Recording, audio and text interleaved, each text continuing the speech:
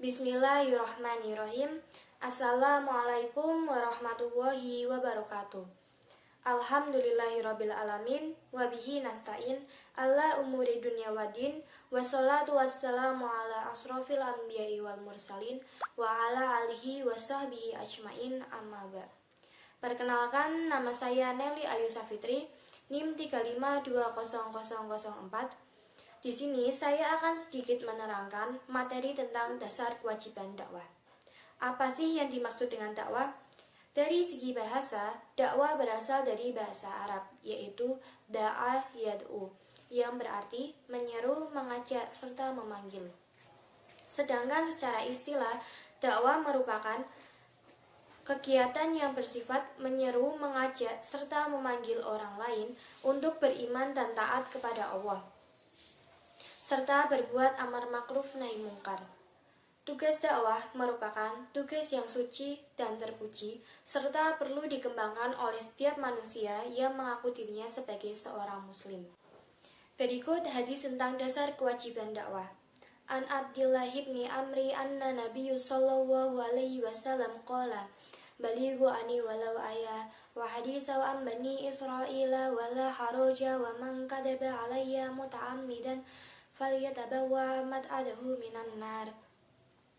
Dari Abdullah ibnu Amr bahwa sesungguhnya Nabi Shallallahu Alaihi Wasallam bersabda, sampaikanlah apa yang datang dariku walaupun satu ayat, dan ceritakanlah kisah-kisah yang kamu dengar dari kalangan Bani Israel, dan yang seperti itu tidak mengapa. Dan barang siapa yang berdusta atas namaku, maka bersiap-siaplah untuk menempati tempatnya di neraka. Hadis riwayat Imam Al-Bukhari. Hadis ini dijadikan sebagai landasan kewajiban berdakwah bagi setiap muslim. Hal ini dapat dilihat dari perintah untuk melaksanakan dakwah meskipun satu ayat saja. Allah Subhanahu wa Ta'ala berfirman dalam Quran surat Al-Fusilat. Bismillahirrahmanirrahim. Man ahsanu qawlan mimman da'a ilallahi amilas sholihan wa qala innani minal muslimin. Artinya, dan siapakah yang lebih baik perkataannya daripada orang-orang yang menyeru kepada Allah, beramal soleh, dan berkata, sesungguhnya aku termasuk orang-orang yang menyerahkan diri. Quran Surat Fusilat ayat 33. Ayat ini menerangkan bahwa seseorang lebih baik perkataannya apabila mengandung 3 perkara. Yang pertama, seruan kepada orang lain untuk mengikuti agama tauhid, mengesahkan Allah serta taat kepadanya. Yang kedua, ajakan kepada orang lain untuk beramal soleh, melaksanakan perintah-perintah Allah serta menjauhi larangannya. Yang ketiga, menjadikan Islam sebagai agamanya, serta memurnikan ketaatannya hanya kepada Allah saja. Dari ayat ini dapat dipahami bahwa hal yang paling penting dilakukan oleh seorang muslim ialah memperbaiki diri terlebih dahulu, seperti melaksanakan perintah-perintah Allah serta menjauhi larangannya. Apabila diri sudah diperbaiki, maka serulah orang lain untuk mengikuti agama Allah. Orang yang bersih jiwanya, kuat imannya, serta selalu beramal soleh, ajakannya lebih didengarkan oleh orang lain, karena ia menyeru kepada orang lain dengan keyakinan yang kuat serta tanpa ragu-ragu. Islam sebagai agama yang universal telah menyebar ke seluruh penjuru dunia. Hal ini dikarenakan adanya dakwah Islamiyah. Penyiaran serta penyebaran agama Islam merupakan sumbangan yang paling berharga dari para pejuang-pejuang dakwah Islam. Kewajiban dakwah sendiri merupakan tanggung jawab bagi setiap muslim yang sudah balik, serta mampu mengajak seseorang maupun kelompok untuk berbuat kebaikan di jalan Allah Subhanahu wa Ta'ala. Kewajiban dakwah memang tanggung jawab bagi setiap muslim yang sudah balik. Akan tetapi, perlu juga diimbangi dengan kemampuan keilmuan yang memadai, agar dakwah yang disampaikan tidak malah menyesatkan umat. Menurut para ahli, adapun syarat bagi para pendakwah. Yang pertama, penguasaan ilmu agama. Yang kedua, penguasaan mengenai ilmu dakwah.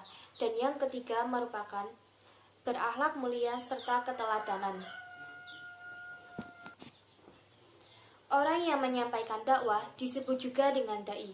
Terdapat pula sifat-sifat bagi para pendakwah yang ideal, yaitu ada 4. Yang pertama tablik, yang kedua sidik, yang ketiga amanah, dan yang terakhir adalah fatonah.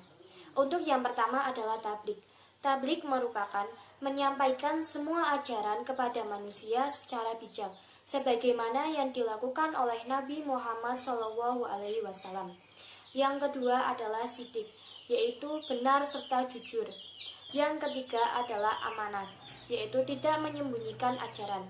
Dan yang terakhir adalah fatonah, yaitu memiliki kapasitas ilmu serta memiliki sumber materi dakwah merupakan Al-Quran dan hadis. Akan tetapi, materi dakwah dapat juga bersumber dari materi-materi lain. Agar lebih rinci, ada 5 sumber materi dakwah. Yang pertama Al-Quran, yang kedua hadis, yang ketiga pendapat para ulama dan ahli, yang keempat kisah yang mengandung pelajaran, dan yang kelima pengalaman kehidupan. Berikut ada contoh dakwah keliru yang diklaim sebagai ajaran Rasulullah SAW. Ada sebagian orang yang menyerukan untuk memerangi non-muslim yang berdasarkan pada sabda Nabi berikut ini. Saya disuruh untuk memerangi manusia hingga mereka mengucapkan syahadat. Hadis riwayat Imam Al-Bukhari. Hadis ini kemudian dijadikan sebagai dasar untuk menyerukan permusuhan kepada orang lain yang berbeda agama. Ini merupakan salah satu contoh berdusta atas nama Rasulullah SAW. Hadis ini tidak dipahami secara benar, tidak dilihat pula dari konteksnya pada waktu itu. Yang pada waktu itu Nabi bersabda pada saat perang.